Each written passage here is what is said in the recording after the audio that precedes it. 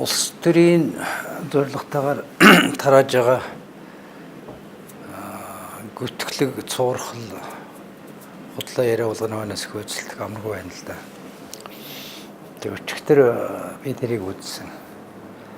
Яг засгийн газрын хуралдаар сууж байхад ийм юм хэвлэлдэр гарч ирсэн.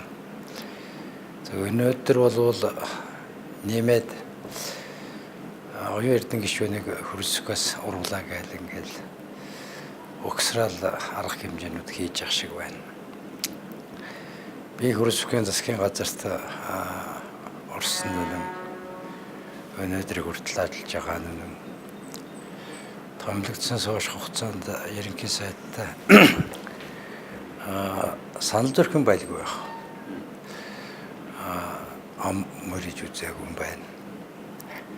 Наад засгийн газрын бүрэлдэхүүнээс гарна гэж нэмд орж хэлжээ гэдэг чинь болвол намын баг хурлын дараа их тэнгэрт болсон арга хэмжээний үеэр гэж бичигдэт байгаа юм шүү дээ.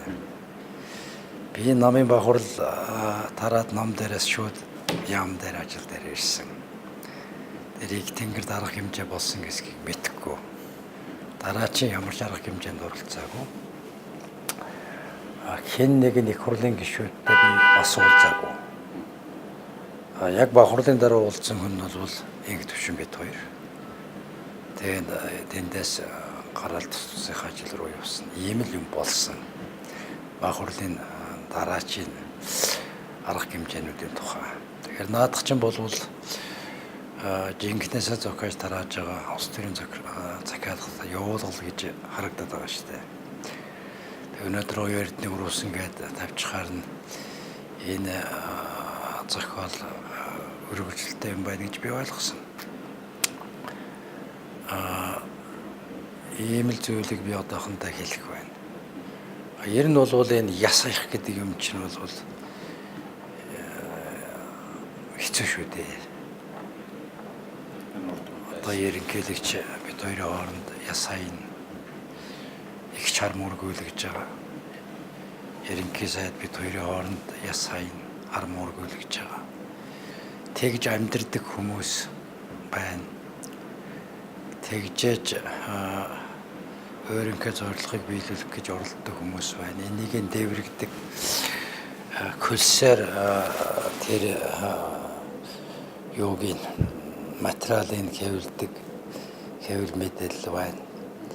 Ийм л зүйл гэж л харагдаж байна. Засгийн газрын ажил бол амаргүй нөхцөл явж байгаа шүү дээ. За гялтах, гялах, сайн гэх юм бол эдийн засгийн нөхцөл байдал үнэхээр шал өөр болсон. Тэр 17 онд ч муугүй байсан. Энэ онд бол бүр тэрнээс гайгүй болчихсон. Энэ талаар ерөнхий сайд намын баг хуралдаар ярьж байна лээ. Ийм гайгүй юмнууд байна. Зүгээр бас болж өгөхгүй бүтэхгүй юмнууд байна шүү дээ. Ажил бэрхшээлтэй. Би ганцаараа шийддэг бол өнөөдөр шийдэл хайчих.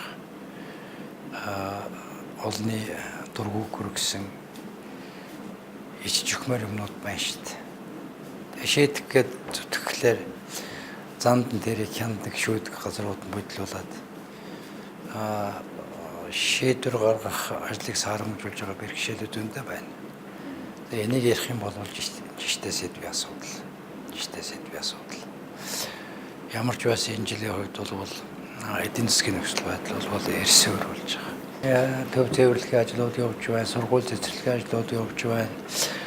Газрын тосны ажил эхэлж байна. Гэтэ энд бас нэг зовлон байна. Зармийнхан санхүүжилтийн их усүр гадна талаас орж ирэх учраас их усүрт учраас тэр бол бас бидний сансан зургаар хурдан хийж ажил биш л дээ.